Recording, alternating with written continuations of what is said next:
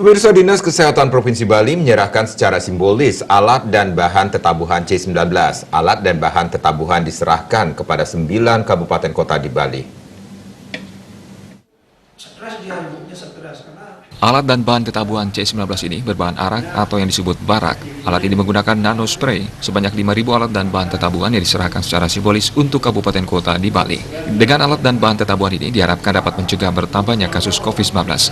Alat dan bahan tetabuhan ini juga diberikan di tempat karantina dan setelah penggunaan hasilnya sangat bagus.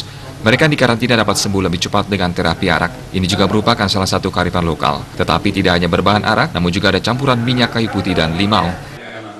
Nano spray yang nanti kita bagi ke kabupaten kota. Jumlahnya ada 5.000 ya.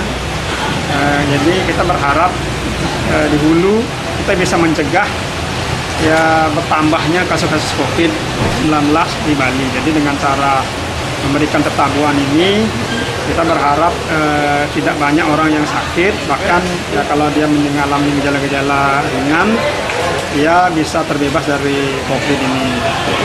Ya, jadi di tempat-tempat karantina juga kita berikan dan angka kesembuhan di karantina lumayan bagus ya. Jadi mereka cepat sembuh setelah ditreatment dengan terapi arak. Ini adalah satu kearifan lokal ya.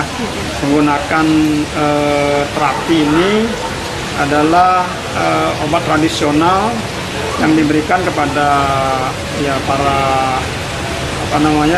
pasien dan juga orang-orang yang mengalami resiko tertular, dengan harapan nanti virusnya bisa hilang karena adanya campuran arak, kemudian eukaliptus atau minyak kayu putih dan daun limau.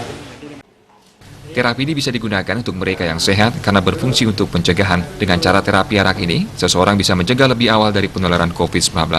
Agung Ria, Bali TV.